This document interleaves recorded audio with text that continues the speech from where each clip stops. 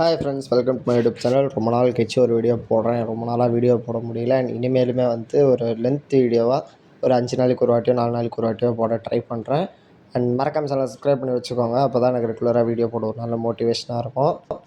Viswanathan sons படத்தோட ரிவ்யூவை தான் இந்த வீடியோவில் நம்ம பார்க்க போகிறோம். அண்ட் எனக்கு பேசிக்காகவே இந்த படம் மேலே பெருசாக எக்ஸ்பெக்டேஷன்ஸ்லாம் ஒன்றுமே இல்லை. டீசர், ட்ரெய்லர் எல்லாமே ஓகேவா நல்லா இருந்துச்சு. ஆனால் எக்ஸ்பெக்டேஷன் ஏற்றுற மாதிரிலாம் கண்டிப்பாக இல்லை. அண்ட் என்னதான் லக்கி பாஸ்கர் மாதிரி ஒரு படம் எடுத்த டேரக்டராக இருந்தாலுமே எனக்கு ஹைப் அப்படின்றது இந்த படம் மேலே கொஞ்சம் கம்மியாக தான் இருந்துச்சு.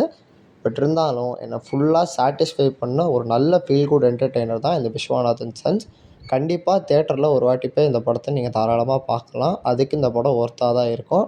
பட் கருப்பெல்லாம் மைண்டை வச்சுட்டு போய் பார்த்தீங்கன்னா அப்புறம் நல்லா இல்லைன்னு சொல்லி ஒரு பிரயோஜனமும் இல்லை. இது ஒரு ஃபீல் குட் என்டர்டெய்னர். திரும்பி திரும்பி சொல்கிறது என்னென்னா, போன சூர்யா அவர்கள் படம் மாதிரி எதுக்கு இருக்காது.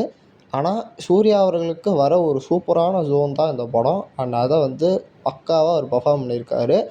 அவரோட பெர்ஃபார்மன்ஸ் மட்டும் இல்லாமல் இந்த படத்தில் மமிதா பைஜியோட பெர்ஃபார்மன்ஸாக இருக்கட்டும், ராதிகா அவர்களோட பெர்ஃபார்மன்ஸாக இருக்கட்டும், எல்லாமே சூப்பராகவே இருந்துச்சு.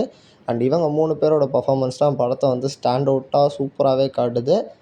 அண்ட் பாசிட்டிவ்ஸ்னு எடுத்துக்கிட்டிங்கன்னா, இதை தாண்டி இந்த படம் ஒரு கிராண்ட் ஸ்கேல் எடுக்கப்பட்ட ஒரு தெலுங்கு படமாக தான் இருக்கும். பட் ஆனாலுமே விஷுவல்ஸ் நல்லாவே இருந்துச்சு.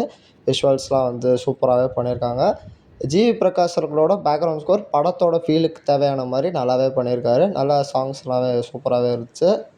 தமிழ் சினிமாவில் ஜென்ரலாகவே ஒரு ஆக்டரோ இல்லை ஒரு டைரக்டரோ பெரிய ஹிட்டு கொடுத்துட்டாங்க அப்படின்னா, அடுத்து தமிழ் சினிமா மட்டும் இல்லை, இப்போ இந்தியன் சினிமாலே அடுத்து அவங்க பெரிய படமாக ஒன்று எடுக்கணும்னு சொல்லி ஒரு பெரிய மசாலா படமாக தான் எடுக்கிறாங்க.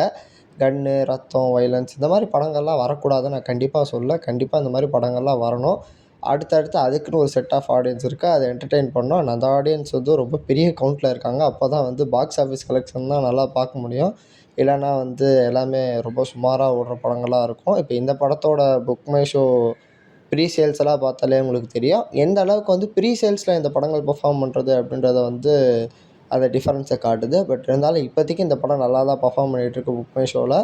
அண்ட் எத்தனை பேர் இந்த படத்தை பார்த்தீங்க அப்படின்றதெல்லாம் கமெண்ட் பண்ணி விடுங்க. உங்களுக்கு இந்த படம் எப்படி இருந்துச்சு அப்படின்றதையும் கீழே கமெண்ட் பண்ணுங்கள். பட் சூர்யா அவர்களும் சரி, வெங்கி அட்லூரியும் சரி, அவங்க ஒரு சக்ஸஸ்க்கு அப்புறம் வரும்போது இந்த மாதிரி ஒரு படத்தை ப்ரெசென்ட் பண்ணது அப்படின்றது ரொம்ப நல்லதுன்னு சொல்லலாம். அண்ட் இந்த மாதிரி நிறைய படங்கள் வந்துச்சுன்னா அப்பப்போ அதுவும் ரொம்ப நல்லாயிருக்கும். ஒரு டிஃப்ரெண்ட்டான ஜானரில் இந்த படம் இருக்குது. சில பெரிய தமிழ் ஹீரோஸ், சில பெரிய ஹீரோஸ் தான் இதெல்லாம் ட்ரை பண்ணுறாங்க.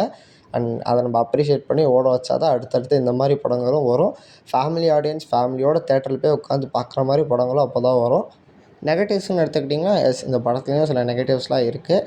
சில டயலாக்ஸ், சில சீன்ஸ்லாம் திணிச்சமாக தான் இருக்குது.